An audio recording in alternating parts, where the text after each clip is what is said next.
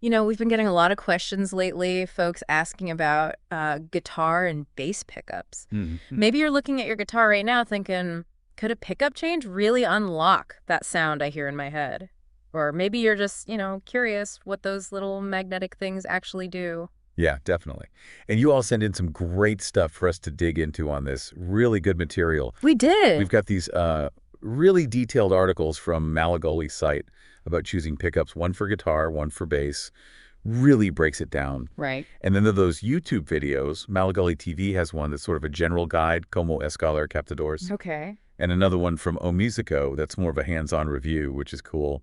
Plus, we even looked at a forum thread on Cifra Club. Ah, the forums. Always Oh, lively. yeah. Seeing what players are actually saying, Yeah. their own experiences, the good, the bad. It's all in there. So our mission today, basically, is to take all this info, sift through it, pull out the really important bits. The golden nuggets. Exactly. And give you a clear picture of how pickups shape your instrument's voice. We want you to feel ready to make smart choices about your sound without needing, like, an engineering degree. Totally. Let's get into it. Okay, let's start right at the core. Why are pickups just so darn important? Well, Malagoli has this great line. They call pickups the soul of the instrument. I like that. And it makes sense, right? They're the things that literally capture the string vibrations and turn them into an electrical signal. That's the first step before anything hits your amp. That's the key, isn't it? You can swap tuners, change the bridge, whatever. But if you want a fundamental change in how your guitar or bass actually sounds... It's the pickups. That's where the biggest sonic shift usually happens. Yeah. But, and this is crucial, they don't work in a vacuum. That Malagoli article really stresses this. The final tone, it's this whole interplay between the body wood, the neck wood, the guitar's shape, Right, the whole construction. and then the pickups. They all mix together to create that final sound recipe. Okay, so you're thinking about a new sound. You're looking at all these pickup options online. It's overwhelming. Where do you even start? Well, both that Malagoli article and the Como Escalar Captadores Yeah. video really hammer home one question you absolutely have to ask first, which is, what are you going to play? Seems simple, but yeah. It sounds almost too simple, but it's everything. Really think about the music you play most, or the music you want to play. Who are your favorite bands, your favorite artists? What do their guitars sound like? Exactly. Their signature tones can point you in the right direction. It gives you clues about the kind of pickup characteristics you might be looking for. Because pickups aren't just like microphones, right? Ah. They actively shape the sound. That Malagoli article mentions they can cut certain frequencies or boost others. Right, they attenuate or emphasize things already in the guitar's natural sound. Or sometimes they can totally change the basic character, the timbre, to fit a specific style better. Okay, so you've got a sound goal in mind. Now, what about the guitar itself? Does the type of guitar limit your choices? It definitely dictates what fits easily, yeah. The physical design matters. Like, a Les Paul is usually routed for humbuckers, those bigger double coil ones. Standard stuff.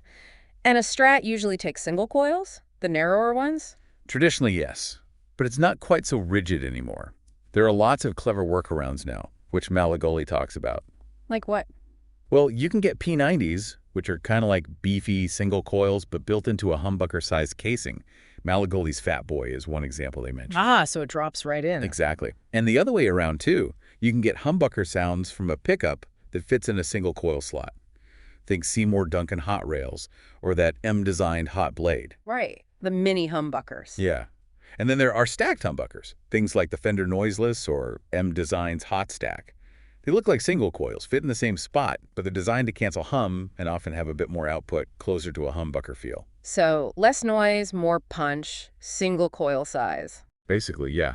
And one more thing, a lot of modern guitars, especially Strat-style ones, have what's called universal or swimming pool routing. Meaning the hole under the pickguard is just big? Pretty much. It's shaped to fit almost anything, single coils, humbuckers, P90s.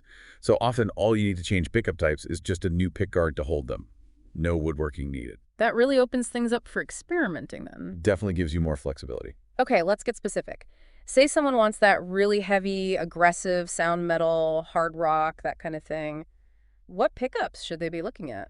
Right. For high-gain stuff, you generally need pickups that push your amp hard. Strong output signal. The Malagoli article explains these often have high DC resistance. Okay, DC resistance. What does that actually mean in simple terms? Think of it like how much the wire wrapped in the coil pushes back against the electricity flowing through it. Hmm. More wire wraps usually mean higher resistance, and that often means a hotter signal because the coil is sensing more of the string's magnetic field. Gotcha. More wraps, more power, roughly speaking. Yeah, roughly. And these high-gain pickups, they often use specific magnets. Hmm. Alnico 5 or Alnico 8 are common. They give you power but keep things pretty clear and bright. Or they might use ceramic magnets. And ceramic is different. Tends to be even more aggressive, more attack, more gain. Sometimes maybe a little less subtle or defined than Alnico, but great for really heavy sounds. So, any specific examples mentioned? Oh yeah, loads. The sources listed quite a few. For humbuckers, you've got Seymour Duncan's JB, the Distortion, the Invader, Parallel Axis, Classic. the Marzio 2, the Evolution, Super Distortion, that crazy X2N, and Malagoli's own range. The HH777, HBED, A8, Distortion 600T, and the Intruder, which sounds particularly intense. And if you need that power but have single coil slots. Then you look at those humbuckers in disguise, like the Hot Rails or the M-Design Hot Blade we mentioned. Right. But interestingly, they also mentioned some actual single coil size pickups designed for higher output, like Malagoli's Little Intruder or their traditional Texas model. So you could still get aggressive tones without needing a humbucker shape. It was interesting how Malagoli differentiated their own high gain models, like the HH777 versus the Intruder. Yeah, that was cool. They said the HH777 is high gain, but focuses on definition, good for hard rock, classic metal. But the Intruder, even more gain, more bass, more attack, aimed squarely at like death metal, thrash, heavier stuff. So it's not just loud, it's how it's loud. The voicing matters. Exactly. That nuance is key. The EQ balance, the clarity that determines if it actually works for the style you play. Okay, let's swing the pendulum. What about sounds for jazz, blues, classic rock, more vintage vibes? Yeah, for those styles, you're usually looking at moderate or vintage output pickups. The Malagoli article notes these are also great for nailing those 70s hard rock and early metal tones too, actually. Right, not everything was super high gain back then. Not at all. These pickups often use Alnico 2 or Alnico 5 magnets. The sound is generally described as smoother, defined, maybe a bit fatter or warmer than the high-gain stuff. And what names pop up there for humbuckers? Some real icons. Gibson's Classic 57, the 490s, the Burstbuckers, Seymour Duncan, Sesh Lover, Pearly Gates, the 59 model. The standards. And Malagoli's versions too, like their Custom 57, Custom 59, Custom 2nd. They're all aiming for that kind of vintage PAF sound. And P90s fit in here too, right? Oh, absolutely. That thicker single coil sound with more mids. Super versatile for blues and rock. Malagoli has their vintage and custom P90s mentioned. Okay, and for traditional single coils, the bright, clean stuff. Fender's Custom 54, Texas Specials. Seymour Duncan SSL1, 5.2. Malagoli's Custom 69, Custom 50, Custom Dallas, Custom Alnico Blues. Lots of options aiming for those classic Strat sounds. Telecasters too? Yep. Mentioned Fender No-Casters and Malagoli's Vintage Plus and Original Vintage for that teletwang and bite. Now, you mentioned medium gain pickups earlier, kind of bridging the gap. Yeah, exactly. For when vintage isn't quite enough punch, but full-on high gain is too much. They offer a bit more drive, a bit more push, but without totally losing that vintage clarity and character. Which ones fall into that category? The Malagoli article pointed to DiMarzio's PAF Pro and the Fred model, and Malagoli's own PAF Plus, Custom HB HOT, and Custom 89. Good choices if you need versatility, maybe push an amp for solos, but clean up nicely too. Speaking of versatility, what if you play, like, everything? How do you set up a guitar for maximum flexibility? That came up in the Como S Color Captadores video and the article. A really common strategy is mixing pickup types or outputs. How so? The classic approach is a hotter pickup in the bridge position gets you your heavier sounds, lead tones. Right, where you need the power. And then pair that with a more moderate, maybe vintage-style pickup in the neck position for your cleaner sounds, warmer rhythms, jazzy stuff. Any examples of those pairings? Yeah, they mentioned combos like a Seymour Duncan JB in the bridge and a 59 in the neck, or using Malagoli's own pickups, maybe an HH777 bridge and a custom 59 neck. Classic combo. Makes sense. Best of both worlds. And if you've got a Strat with 3 pickups, you could even put a slightly hotter single coil in the middle position, like a Malagoli Custom Alnico Blues or traditional Texas or Duncan SSL5. Just gives you another flavor between the bridge and neck. Cool. Lots of options there. Okay, let's not forget the bass players. We dipped into the Malagoli bass pickup page and that review video. What's the story there? Well, Malagoli clearly has a wide range for basses, too. Yeah. Models for 4-string, 5-string, Mm. names like Custom 60, JHOT, Quartertone P, Custom 51, PHOT, JB, Soap Bars, Custom 63, Power. A lot going on. And that review video is pretty interesting. Yeah, the review Captador's Bass Player by Malagoli won. Benjamin Bente's the bassist, put a set of Malagoli's Bass Player Edition pickups into his jazz bass. What was his take? He noted they were made with Alnicoico 5 magnets and that dark copper wire, trying to replicate that vintage Fender vibe. So aiming for warmth. Exactly. And what was really telling was, even though his bass was new and the stock pickups weren't bad, he said the Malagolis were a definite step up. In what way? He talked about improved tonal amplitude. Basically, more defined lows, clearer highs, Right. a wider, more articulate sound overall. Wow, even compared to decent stock pickups. Yeah. He even said he had to turn his amp gain down a bit because the Malagoli, especially the neck pickup, had such a strong output. He felt the neck pickup could almost get into P-bass territory if you rolled the tone back. That's impressive. Shows that even subtle changes can make a real difference. For sure. It's not always about night and day transformation. Sometimes it's just better definition, more clarity. Now, here's something that came up in one of the videos. Pode usar captador de brush na ponte. Can you actually swap neck and bridge pickups? Put a neck pickup where the bridge one goes, or vice versa. I bet people wonder about that. It's a great question. And the answer is, yeah, you absolutely can. The video host makes it clear it won't break anything. Your guitar will be fine, the pickups will be fine. Really? So why are they usually different then? Well, he explained that way back, pickups were often identical for both spots.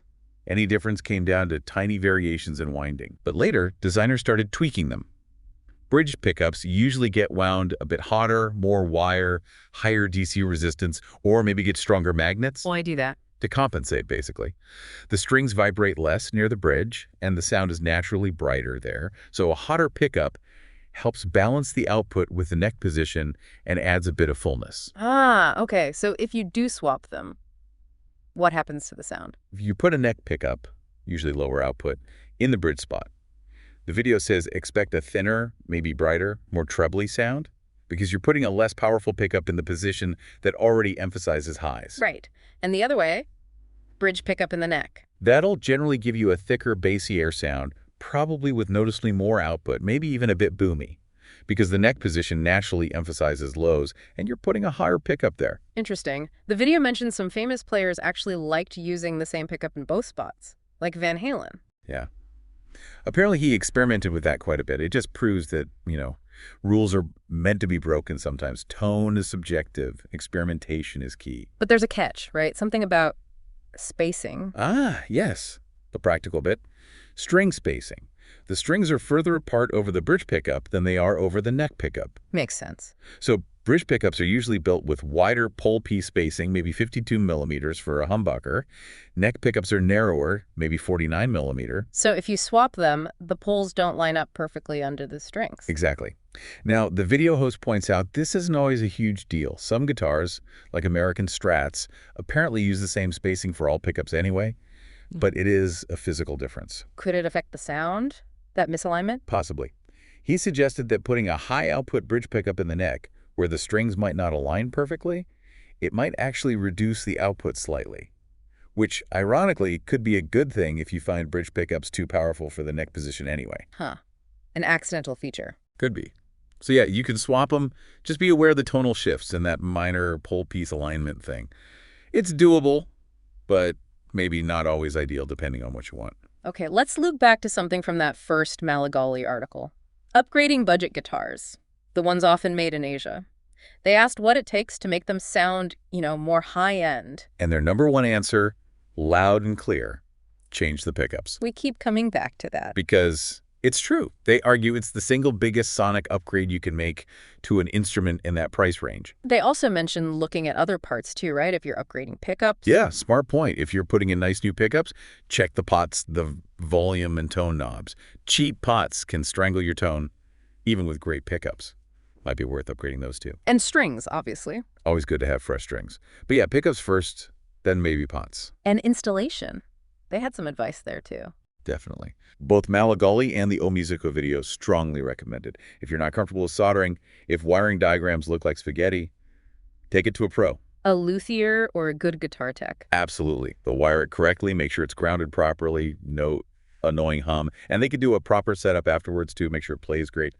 Worth the investment. Now, thinking about real players, that Cifra Club forum discussion gave a glimpse into what people are actually asking and thinking, right? Oh, yeah, it was fascinating. A real mix of questions. People asking, what pickups for this genre on my specific guitar? Specific recommendation. Exactly. And lots of brand debates. Malagoli versus Seymour Duncan, who prefers what, why.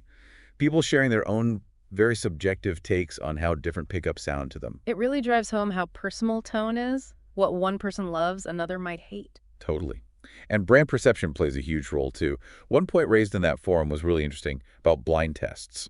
What about them? Someone suggested that in a proper blind test, it might actually be harder to tell pickups apart than people think, implying that maybe the quality of the build, good magnets, good wire, is more fundamental than tiny design tweaks, at least up to a point. Huh. That's a provocative thought.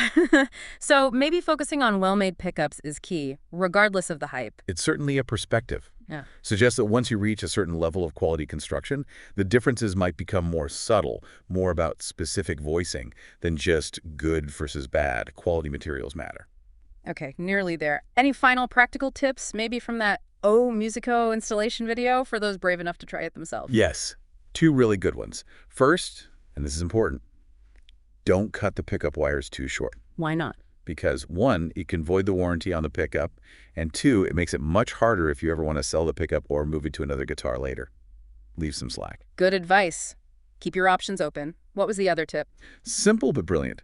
Label your old pickups before you take them out. Just a bit of tape neck, middle, bridge. Ah, so you don't mix them up when wiring the new ones. Exactly.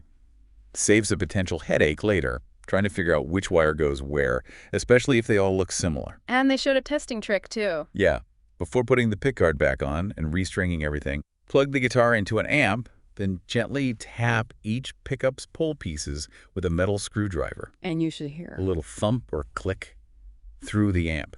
If you hear that from each pickup, you know they're wired up and working correctly before you put it all back together. Saves a lot of time if there's a mistake somewhere. Smart. Very practical. Okay, so wrapping this all up, what are the absolute key things people should take away from this deep dive into pickups? Well, number one, pickups are fundamental to your sound. They're the heart of your electric tone. Can't overstate that. Number two, choosing them. It's personal. Think about your music style, your specific guitar. That guides everything. And there's a huge variety out there for different sounds. Right. Humbuckers, singles, P90s, high gain, vintage. Exactly. We also learned swapping neck and bridge pickups is possible, but it changes the sound, and you got to watch that pull piece spacing. Upgrading pickups on a budget guitar, probably the best bang for buck sonic improvement you can make. Maybe look at the pots, too. And don't be afraid to get professional help for installation. Please. And finally, remember, tone is subjective. What the community thinks is interesting, but trust your own ears. Quality construction seems key. So here's something to chew on as we finish up. Think about your current guitar tone. What aspects do you wish were different? What sounds are you chasing? Yeah, really consider that. And think about your guitar heroes. What do they use?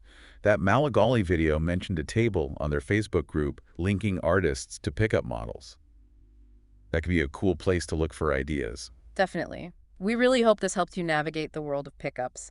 Don't be afraid to explore, ask questions, maybe even experiment a little carefully, of course. Find that sound that inspires you. Absolutely. It's a fun journey. Thanks for joining us for this deep dive.